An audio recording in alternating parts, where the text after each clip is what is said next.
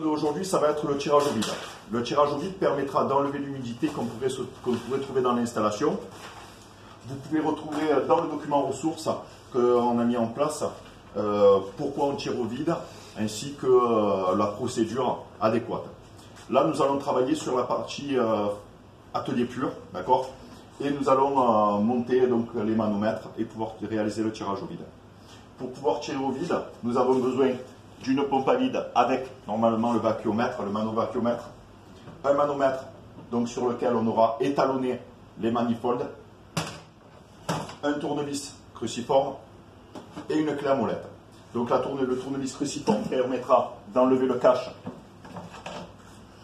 pour pouvoir accéder en fait à nos raccordements. Sur un climatiseur, vous avez uniquement une seule prise de pression, donc qui se trouve sur la partie basse pression, sur la partie vapeur. Ici, on sera pratiquement toujours en partie liquide. Okay, donc nous avons ici uniquement des vannes d'isolement sur la partie liquide. Première étape, c'est procéder donc au raccordement de la prise. D'accord. Donc si vous n'avez pas de prise, utilisez une rallonge pour pouvoir le raccorder.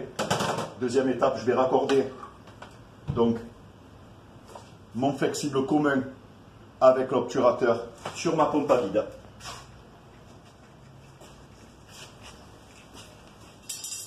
Tu passes sur la vidéo. Et je vais attendre un petit peu là. On va tirer au vide juste les flexibles. Donc je vais fermer mon obturateur. Je vous rappelle que dans la réglementation sur les fils frigorigènes, vous avez pour obligation d'avoir des obturateurs avec des dépresseurs que l'on voit au milieu pour pouvoir se raccorder sur les vannes de service de climatiseur. Je vais attaquer mon tirage au vide. Donc ici, je vais travailler par la basse pression. Je vérifie que je sois en position fermée sur mon manomètre, donc dans le sens des aiguilles d'une montre. D'accord? Et mon manomètre sera fermé. Je peux allumer ma pompe à vide et ainsi ouvrir mon robinet. D'accord? Bien sûr, hop, celui-là aussi. Voilà, on entend un changement de bruit. Ça veut dire que le tirage au vide se réalise. Plusieurs paramètres me permettront de dire que j'ai bien tiré au vide une installation. Le premier, ça va être donc le bruit qui ne change plus sur la pompe à vide. Deuxième paramètre, c'est que mes manons, on le voit ici, descendent à -1. Okay, mais le troisième paramètre, ce sera le plus important. Ce sera en fait par lecture de mon ABAC. Donc rapproche-toi s'il te plaît. Donc nous avons notre manovacuomètre qui doit indiquer une pression. D'accord? Cette pression, elle est détectée par rapport à la température ambiante.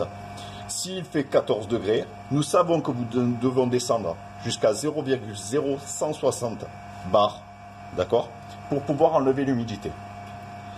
Autre paramètre, c'est le temps. En fonction de la longueur de tube et de la puissance de l'installation, il faudra tirer au vide plus ou moins longtemps. Le tirage au vide est réalisé. Je peux donc ici fermer mon obturateur, d'accord, et arrêter ma pompe à vide. Et par la suite, fermer mon manifold pour pouvoir raccorder sur mon installation. Le tirage au vide est terminé.